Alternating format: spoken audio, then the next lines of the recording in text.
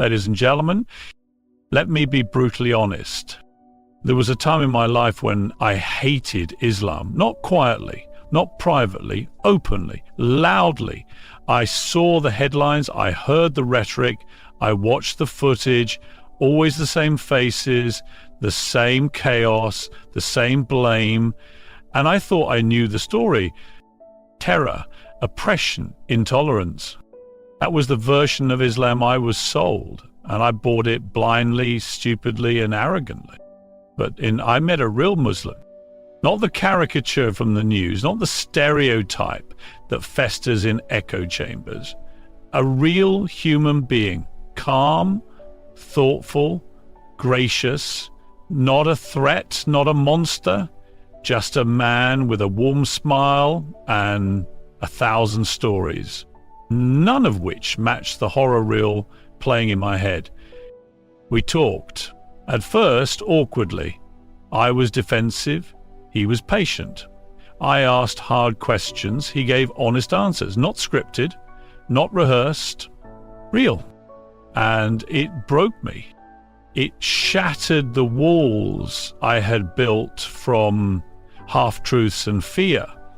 Because you can argue with a headline, you can mock a belief system, but it's a lot harder to hate someone once you've looked them in the eyes and heard their pain, their laughter, their humanity.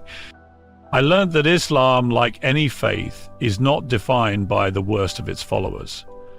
It's defined by the millions who live quietly, peacefully, humbly, raising families, feeding neighbors, praying for the same things we all pray for: peace, health, hope.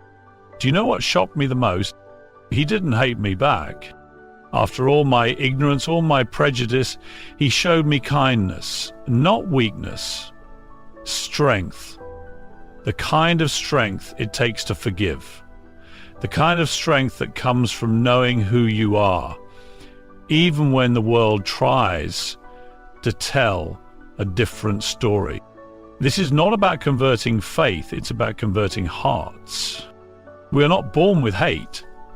We're taught it, fed it, nurtured by fear and ignorance.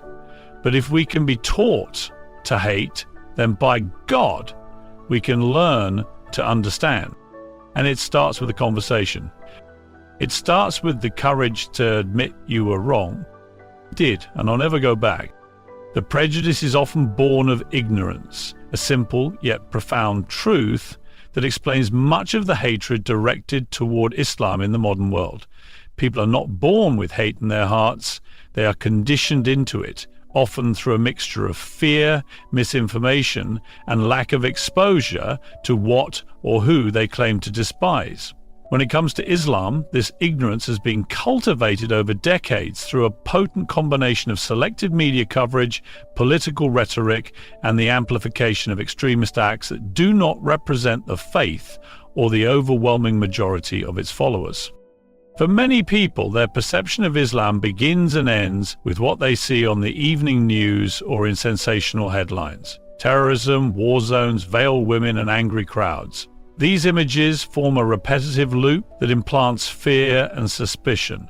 But what's missing from that loop are the countless stories of normalcy, kindness, and deep spirituality that define the daily lives of most Muslims. There are over 1 billion Muslims in the world, and yet entire populations judge the religion by the actions of a radical few.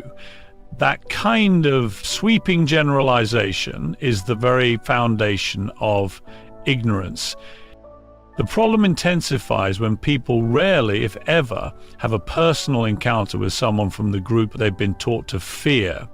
It's easier to hate a stranger or a faceless concept than someone you actually know. Without real-world experience or dialogue, the human side of Islam, the father kissing his child goodnight, the mother sacrificing for her family, the teenager struggling with identity just like anyone else, is completely erased. This vacuum is quickly filled with prejudice, and it thrives. The less people know, the more certain they become in their biases. It's a paradox. The emptier the understanding, the more violently some people defend it.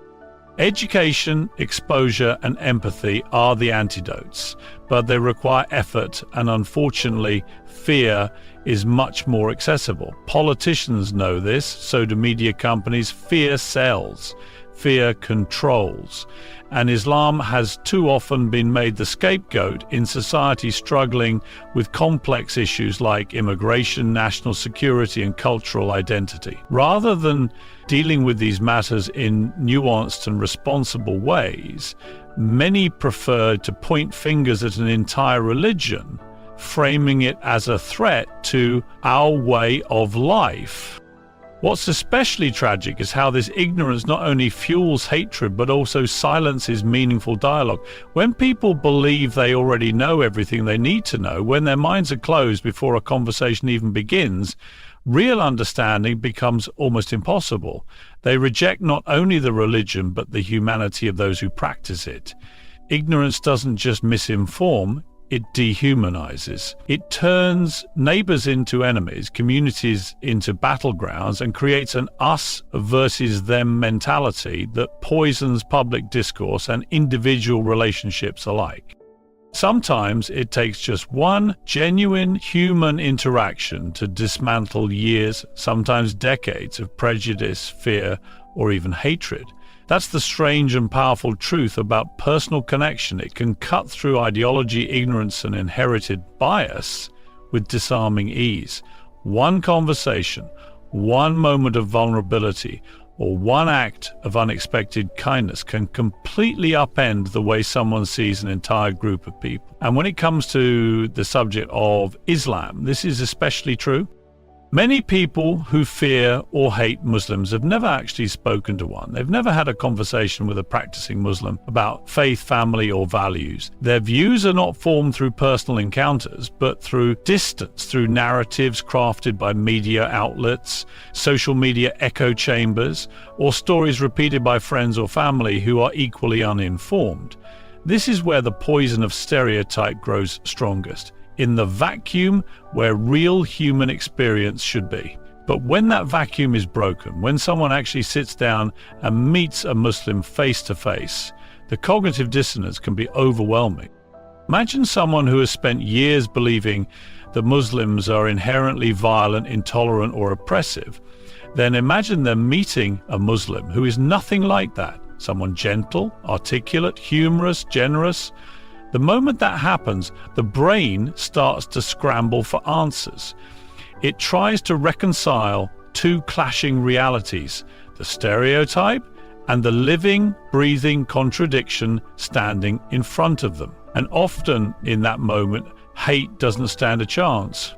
This is not to say that every Muslim someone meets will be perfect, nobody is, but the sheer act of human interaction challenges the otherness that hate depends on. Hatred is comfortable when you're targeting a vague group, an idea, a religion you've never experienced up close. But when hate is forced to look someone in the eyes, it begins to wither. That one conversation humanizes, it creates a story, a face, a memory that stands in stark contrast to the dehumanized version people have been clinging to. Power of this is transformative. It's not just about being nice or tolerant. It's about truth. Hatred often survives because it is left unchallenged in real life. But when a real person walks into your life, someone who practices Islam, who holds their beliefs with humility and conviction, who shows you kindness with no agenda, it creates a shift, not just in opinion, but in identity. You begin to see the world differently. You begin to see your past assumptions as cracks in your own character, and you start to feel the weight of those misjudgments. That one conversation becomes a mirror, and for many it is the first time they've truly looked into it. The power of authentic representation cannot be overstated, especially when it comes to challenging long-held misconceptions about Islam. For many people whose views are shaped by media narratives Islam is not a religion, they see it as an abstract threat, a faceless ideology tied to violence, oppression, or cultural incompatibility. But that perception often exists in a vacuum. It's not based on experience, but on repetition. Repeated headlines, repeated imagery, repeated slogans. What breaks that cycle is not argument, it's not data or statistics, it's authenticity. It's the presence of a real Muslim living their truth, quietly dismantling the lies without even trying to. Authentic representation isn't about grandstanding or dramatic speeches. It's about the everyday lives that directly contradict the narrative. The Muslim teacher who goes out of their way to support every student, regardless of background. The hijabi woman excelling in science or art, who greets others with warmth and intellect. The Muslim cab driver who, in a quiet moment, offers a prayer for a sick passenger. These people don't set out to be ambassadors of their faith. They're simply living it. But in doing so, they carry a weight that most people don't even recognize. Every action, every word becomes an unintended counter-narrative to a world that often expects the worst from them. When someone who holds prejudice meets a Muslim who contradicts every assumption they've been fed, it creates a moment of internal conflict. It challenges their worldview in a way that cannot be dismissed. This isn't a documentary, a debate, or an article on the internet. This is a person breathing, smiling, living, with all the complexity and nuance that cannot be flattened into a stereotype. And the realization hits, if this person doesn't match the image I've had in my head, what else have I been wrong about? That's where transformation begins. Authentic representation opens the door to empathy, not because the person is trying to educate, but simply because they're existing, their normalcy is radical in a world that has painted them as dangerous or alien. And it doesn't take much. A shared laugh, a vulnerable story, a gesture of kindness. These aren't acts of persuasion. They're just acts of humanity. But when people have been denied that humanity by the lens through which they've viewed Muslims, even the smallest act becomes powerful. In many cases, it's not a theological explanation or a scholarly defense of Islam that changes hearts. It's the neighbor who brings food during a difficult time. It's the colleague who shows up with integrity and grace day after day. These quiet moments of representation are more effective than any argument because they are real, and real is undeniable. This is what makes authentic representation so powerful. It bypasses debate and goes straight to the human heart. It doesn't demand belief or agreement. It simply asks that you look again. And when you do, you begin to see not a threat, but a person. Not an ideology, but a life. Hate dehumanizes, understanding rehumanizes. That's the brutal cycle and the saving grace of how human perception works. Hatred doesn't thrive in truth. It survives by stripping people of their individuality, their complexity, their soul. It's not just about disliking someone, it's about mentally reducing them to something less than human. And once you've done that, once you've convinced yourself that a group of people is fundamentally other, then anything becomes justifiable. Suspicion, discrimination, violence, silence in the face of injustice. This is how Islamophobia functions. It doesn't only spread through loud bigots or violent extremists. It seeps into everyday life through a quiet erosion of empathy. Muslims become a monolith. They stop being individuals with dreams, flaws, families, humor, grief, and love. They become them, a faceless crowd, a blurred threat. Once that mental shortcut is made, it becomes easier to look away when they're targeted. Easier to believe the worst, easier to accept policies, jokes, or media portrayals that would be unthinkable if applied to any other group. But that's where understanding steps in, not as a weakness, but as a powerful act of resistance against dehumanization. Understanding isn't always agreement. It's not even necessarily about changing your religion or beliefs. It's about reclaiming the full humanity of the people you've been taught to fear. It's about undoing the damage done by propaganda, by bias, by years of conditioning. When you understand someone, when you really take time to listen and see them as they are, something fundamental shifts. They stop being a symbol and start being a person. This rehumanization isn't always comfortable. In fact, it can be deeply unsettling because it forces you to confront what you've believed and, worse, how those beliefs may have hurt innocent people. It means asking yourself difficult questions. How did I come to these conclusions? Who taught me to fear these people? What have I allowed myself to ignore? These questions sting. They expose gaps in your thinking, moral blind spots you didn't know you had. But they're necessary, because if hatred is built on lies, then healing begins with truth. And truth always begins with seeing the other person as fully human. The process of understanding often happens slowly, piece by piece. A story here, a gesture there. A moment when your assumptions fall apart in the face of someone's kindness or decency.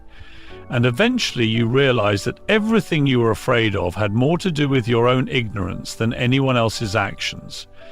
You realize that the person you once labeled as them is in every meaningful way just like you. Rehumanization is not some abstract goal. It's the foundation of coexistence. It's the moment when hatred loses its grip, when empathy floods in, and when people are seen again for who they truly are. Not enemies, not invaders, not strangers, but fellow human beings worthy of dignity, compassion, and truth. Islam is not a monolith, a truth that, if widely understood, would dismantle a significant portion of the fear and prejudice surrounding it. Yet in much of the world, Islam is spoken about as if it were a single rigid entity, moving in unison with one ideology, one culture, one voice. That's the dangerous simplicity of prejudice. It thrives on the assumption that they are all the same. It assumes that one act of extremism represents an entire population, that one cultural practice reflects universal belief, and that one region's political conflict defines a global faith. This is not only inaccurate, it's intellectually lazy and morally irresponsible. Islam is practiced by over 2 billion people across every continent on Earth. Muslims live in vastly different societies, speak hundreds of different languages, belong to different ethnicities, and engage with their faith in diverse ways, spiritually, culturally, and personally. To speak of Muslims as if they are a single, unified group with identical beliefs and behaviors is to ignore the rich tapestry of experience that defines the Muslim world. The Islam practiced by a Senegalese fisherman will look different from that of a Turkish academic, an Indonesian businesswoman, or a Muslim American high school student in Chicago. Even within one country, even within one city, interpretations, practices, and expressions of Islam can differ widely. This diversity is not a flaw, it's a reflection of Islam's historical adaptability and global relevance. Like Christianity or Judaism, Islam encompasses a wide range of schools of thought, cultural practices, political ideologies, and personal convictions. There are Sunni and Shia Muslims, Sufis and Salafis, liberals and conservatives, progressives and traditionalists. Some Muslims wear visible symbols of their faith, others do not. Some are devout in ritual, while others are culturally connected but non-practicing, and yet all of them fall under the broad identity of Muslim. To reduce them to a single narrative, usually defined by conflict or extremism, is not only unjust, it's dehumanizing. The mistake often made is to assume that the loudest, most violent voices speak for the majority, but they don't. The extremists who dominate headlines do not represent mainstream Islam. They are outliers, just as violent extremists in any religion or ideology are outliers. Yet for some reason, when it comes to Islam, The public is more willing to judge the whole by the worst examples. No one looks at a white supremacist and declares that all Christians are dangerous. No one sees a cult and assumes it speaks for all religious believers. But with Islam, collective judgment is normalized. This monolithic perception leads to fear because uniformity makes it easier to believe in a threat. If everyone in a group is the same, then it's easier to distrust or dislike the entire group. But once you understand the diversity within Islam, its varied expressions, its debates, its nuances, fear begins to unravel. You see individuals, not a mass. You hear voices, not a chant. You begin to realize that Islam, like any global faith, is as multifaceted as the people who practice it. Personal growth through uncomfortable truths is often where real transformation begins. It's easy to believe you're a good person when you've never had to question your beliefs, never had to sit in the discomfort of being wrong. But true growth, honest, lasting change, doesn't come from being told you're right. It comes from confronting the parts of yourself that you've ignored, denied, or protected. And when it comes to prejudice against Islam, this confrontation can be deeply unsettling, yet profoundly necessary. There's a moment of reckoning that occurs when you realize that much of what you believed about a group of people, what you said, how you judged, what you repeated, was rooted not in truth, but in fear and misinformation. It's not just an intellectual adjustment, it's emotional. It hits your pride. It forces you to look back at things you've said or thought with shame. And that's the moment where a lot of people either shut down or rise up. Some double down on their biases to avoid the sting of self-awareness. Others lean in and let that discomfort do its work. Admitting you were wrong is one of the hardest things anyone can do, especially when those beliefs have shaped your identity or social circle. When you've spent years defining us and them, it takes courage to blur that line. It takes humility to recognize that your opinions, sometimes loudly expressed, may have contributed to the very division you now wish didn't exist. That realization doesn't feel good. It's supposed to be uncomfortable, but discomfort is the birthplace of growth. It's in that tension that you begin to ask different questions. Instead of what's wrong with them, you start asking what was missing in how I learned about them. You begin seeking out real stories, not just sound bites. You start listening to people you once tuned out, and slowly you realize that your previous beliefs weren't just about others, they were reflections of your own unchallenged assumptions. What's remarkable is how liberating that process becomes. Once you break free from the mental cage of prejudice, you start to feel lighter. You're no longer living with the burden of defending a false version of reality. You open up to people, cultures, and ideas that were once alien or threatening. You begin to appreciate complexity instead of fearing it.